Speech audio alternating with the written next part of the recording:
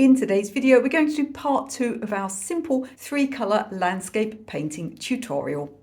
So if you didn't see last week's video, I'll link it in the description below so that you can watch that. You can watch the two independently, or you can watch the other one first. And we're mixing a simple landscape, and so we're mixing all these different colours from just 3. And last week we did 3 cool colours. This week we're going to be mixing from 3 warm colours, so we're going to be mixing all the same colours, whether it's a green, a purple, a beige, or whatever we're doing. But of course, there's going to be a big difference between the warm colours and the cool colours. I can't wait to see them both side by side, so let's get started.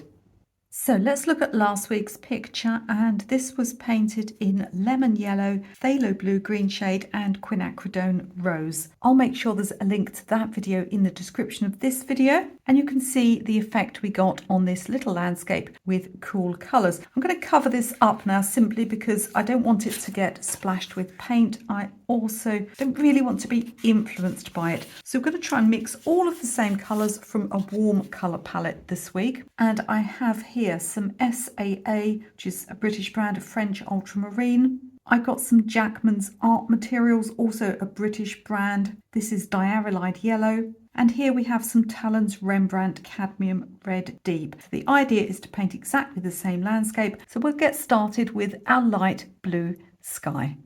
Now, as I mentioned last week, I wouldn't normally sketch clouds like this because the pencil does get trapped underneath. And if you are sketching the clouds, then do make sure you're not going as dark as me. Basically, I need to make sure you can see on YouTube. And if pencil is too pale, then you won't see it at all. I'm placing clean water here all the way down to the horizon. And I've got some paper towel here to make sure that I don't leave any puddles. Now I'm going to go in with my ultramarine. Unlike last week, I don't need to warm this colour up. In fact, I often find that ultramarine can be a bit too warm for skies, but we'll go with it just as it is this week. It works best actually for people that have quite a light touch. If you tend to do very strong colours in your skies, then ultramarine can appear too strong and often just too granular. It's one of those colours that it really makes a difference how much you spend on it if you've got a good brand. Much like cerulean blue, the cheaper versions can look really quite smeary and dirty. So I'm going to take this down here. I'm going to go a little bit darker at the top, still keeping it fairly light, but you want your skies to be darker at the top because this is how they naturally appear in nature. It's the effects of aerial perspective where things get softer and bluer as they go into the distance. Whilst that's drying, I'll come down the bottom to do my pink and orange flowers. So I'm just going to water the red down so it becomes a pink. It'll never become a sort of Barbie pink. When you're using a warm red like this, you'll get more of a soft rose colour. Let's do that. And just like before, I'll take some neat paint and just give it a bit of definition in the middle. It's a type of red that's actually better for painting red things rather than pink. Although you do sometimes see a pink like this in roses. And I'm also going to now mix some orange. This warm yellow should easily mix a bright orange. It's almost there by itself. So we'll add some red in. And I've got quite a warm sort of fiery orange there. We'll keep these light because we're going to have some darker areas behind them. And for a bit of definition, again, I'll add some of that neat Diarylide Yellow. Now I'll let them dry. Let's mix a beige colour for my house. I'm going to start with some water because I want a watered down colour. These are all quite strong. Now, just like last week, I need to mix from all 3 of my primary colours to get a neutral. It's going to be a little harder to get beige because it's easier to mix from cool colours, but let's have a go. So just mixing in a little blue to turn this green. And now we'll balance out with some red. So as a reminder, when you mix your 3 primaries together, you'll always get a neutral. Whether that is a brown or a grey will largely depend on how much blue is in the mix. If the mix favours the blue, then you're going to end up with a grey. If it favours the yellow or the red, then you're more likely to get some form of brown. We need to swatch this colour, and it's not bad at all. I'm going to add a little more water just to make it a touch lighter. And now I'll paint it across the whole of the house, except that little door, which we're going to have as dark blue. We're going to make a red roof. If you'd like the template for this little drawing, it's in my Facebook group. Have a look in the video description. It'll tell you how to download it. Just started painting over the door there by mistake, so I'm just going to give that a blot and it won't show at all. So I'm going to paint my yellow fields in the distance. Perhaps they're wheat, or we get a lot of rapeseed, which I believe you call canola in the US. And just as I didn't want this bright yellow colour last week, I also don't want it this colour either. So we need to neutralise with opposite colours, and we've already got a bit of a mix here. So what I'm going to do is just add some yellow to this mix, and I'll swatch it next to the house colour. I think it could go slightly warmer than that. Let's put some more yellow in. Adding a little more water too, just so I've got enough. I'm going to paint this now on this back area, avoiding the path. Make sure that any other areas like the sky are dry before you do this, otherwise everything will bleed together. So let's paint the tulip leaves. I want them to be dark green. Now we're never going to get a very bright green from this mix. And the reason is French ultramarine has got a lot of tendency towards the red end of the spectrum, which means you simply never get bright greens from ultramarine. You can get some very good, some very useful greens from ultramarine, but they're never going to be strong, bright greens. Well, it's a good job I covered up last week's picture, isn't it? Let's just blot that. So let's paint these colours on. We really have got quite a murky green here. It's not like a tulip green at all, but we're sticking with our limited palette just to see how many different colours we can get from it. I'm going to rinse and dry my brush to lift out a highlight. I'll do the same with the other leaf. Let's paint some more details on the house, and I'm going to go straight in just with the ultramarine actually for the door. I don't think I need to adjust it in any way. Actually, using ultramarine just as it is one of the best uses for it. If you ever paint a scene perhaps from somewhere like France or somewhere Mediterranean where you've got those blue painted doorways and pots, French ultramarine is just about the perfect colour. Like any other strong colour, it can sometimes work better not to go too dark with it, because that allows the paper to glow through and really show the colour.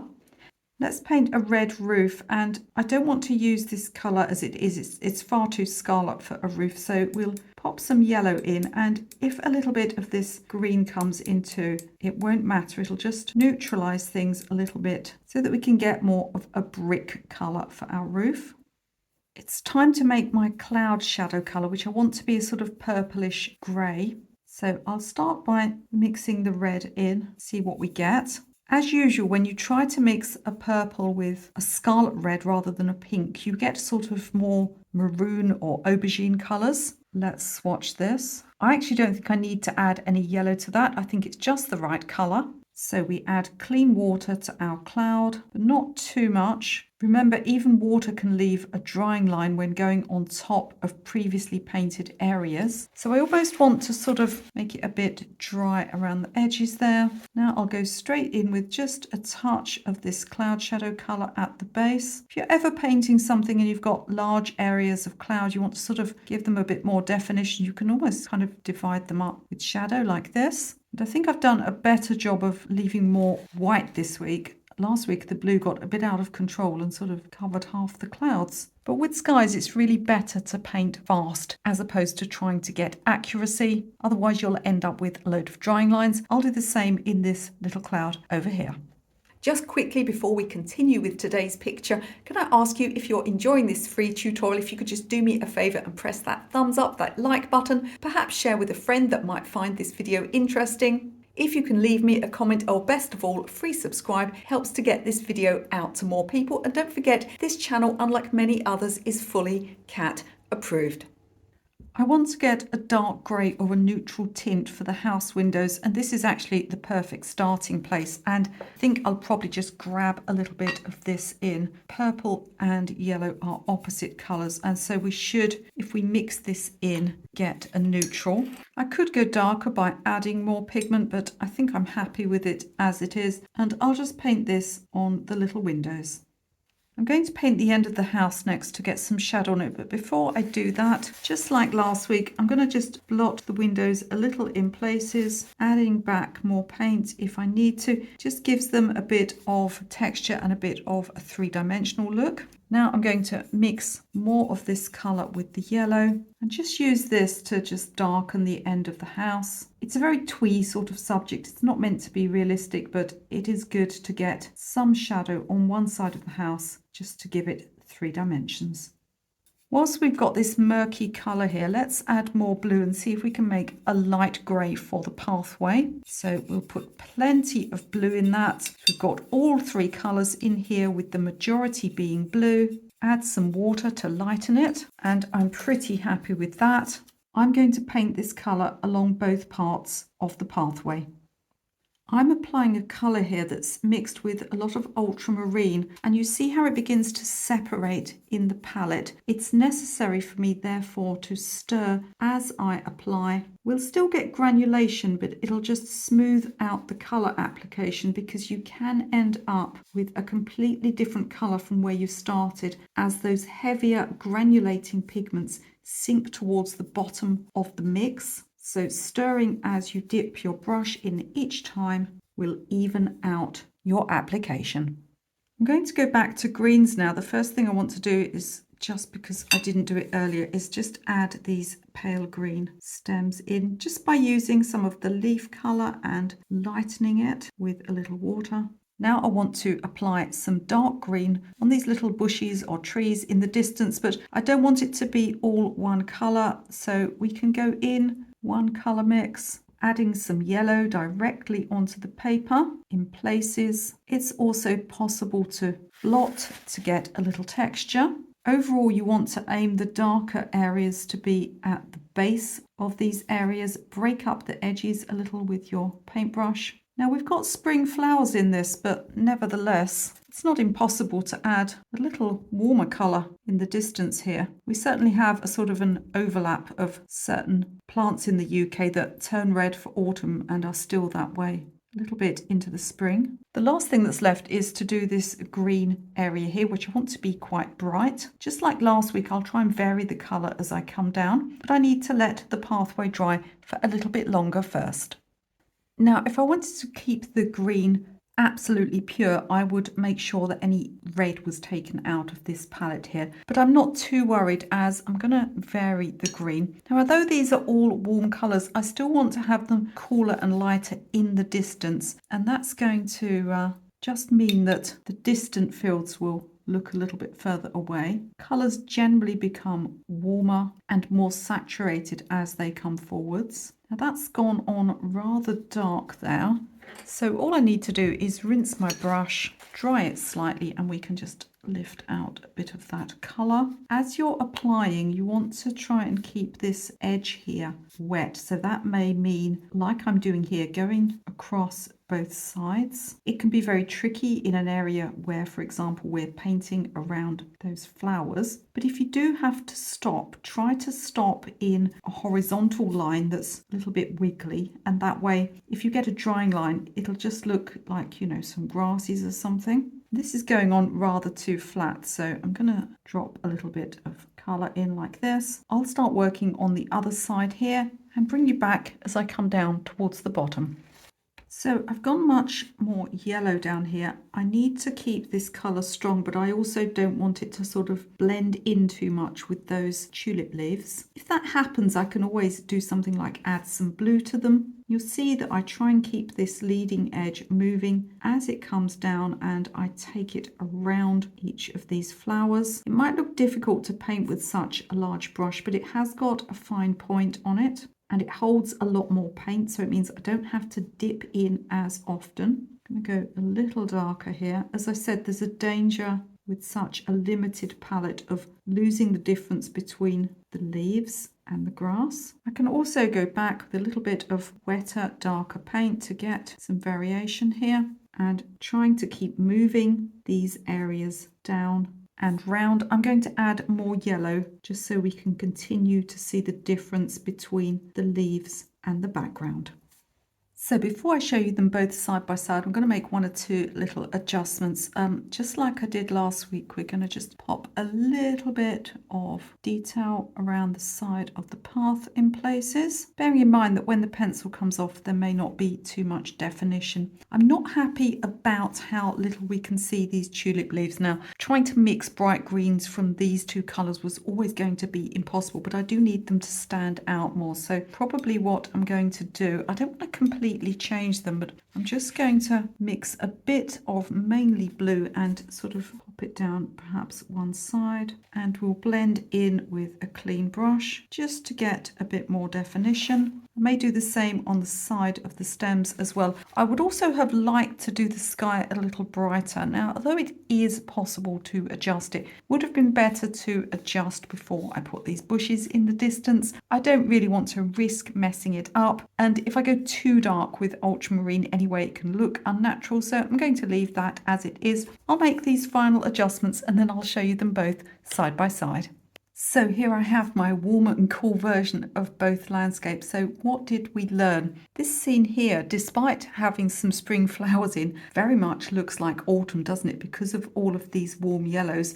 The bright greens here almost look a little too bright and too green, but perhaps that's just in comparison with the other one. We also learned that beiges and light greys are pretty easy to mix from either version. And I think as well the wheat fields look nice with both versions. I kind of prefer this one. It looks a little bit more natural. I wouldn't always choose to work in just three colours, but it's a great experiment in colour mixing, particularly if you're new to painting. I think where this one on the right really fell down is that it's just impossible to mix clear bright greens from warm yellows and ultramarine, but that's something that I already knew. When it comes to painting flowers, you really do need that cool palette as well as some warmer colours. This is an experiment you can try at home. You don't even need to stick to all warm or all cool. You can just have a sort of smorgasbord and grab a yellow, a blue and a red and just see what happens, because mixing from a limited palette is always a great learning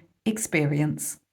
So let me know in the comments if you enjoyed this colour mixing and painting experiment, and if you would perhaps like me to do any other subjects in different colour palettes like this. Of course, we don't have to stick to warm and cool, we can do mixed palettes as well. Although this channel is cat approved, so don't forget to subscribe. It is run by you as well, so let me know what you want to see. And before you leave this video, don't forget to have a look in the video description. Any references that I talked about in this video, you'll find down there. You can also find all of my free and paid online courses. I've even got a course that will take you through every stage of landscape painting. If that's something that you want to do more of, you can follow another tutorial right now.